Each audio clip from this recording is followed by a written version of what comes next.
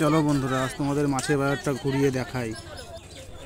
এটা হচ্ছে তোমার হাটগাছা বাজার। এটা একটা গ্রামের বাজার।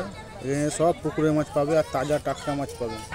দু একটা সামুদ্রিক মাছ পাবে কিছু কিছু, যেমন তোমার এই চিংড়ি, তারপর তোমার লোটে, ভোলা, এইসবগুলো। বাদবাকি এই যে তোমার দেখছো বোয়াল, তেলাপিয়া, রুই, কাতলা, সব এগুলো পুকুরের মাছ। এগুলো কোনো ট্যাঙ্কির চাষ করা না, অসম্ভব স্বাদ। যার জন্য আমি এখানে মাছ কিনতে আসি।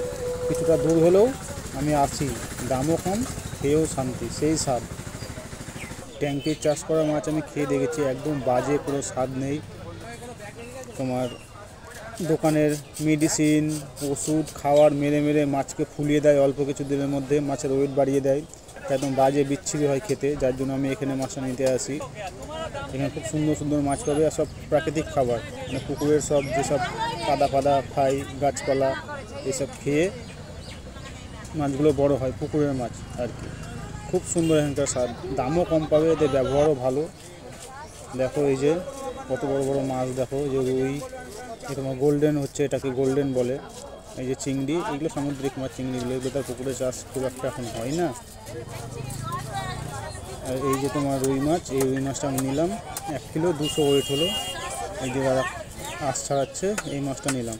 এই যে কাকিমা কাটছে মাছটা, সব জ্যান্ত মাছ এগুলো। এগুলো জ্যান্ত মাছ, কিছুক্ষণ আগে মারা গেছে। তো মাছ যারা চিনে তারা মাছ দেখলে হাত দিয়ে ছুলে বুঝতে পারে। ওরাও বললো জ্যান্ত, আমিও হাত দিয়ে ছুলে দেখলাম জ্যান্ত মাছ। তো দামও কম, 180 টাকা কিলো। আর যেটা বাজারে, এটা টাউনের বাজারে, শহরের বাজারে যেটা নেয়, এটা তোমার 250 টাকা কিলো নেয়। আর সেই পুকুরের ট্যাঙ্কের চাষ করা মাছ। মোটা করো না। এই যে মাছটা পিসটা একটু বড় বড় করে দিল, ভিডিও বানাতে গিয়ে খেয়াল করিনি, বললাম। এবার একটু ছোটো ছোটো করছে। এই যে পুঁটি মাছ,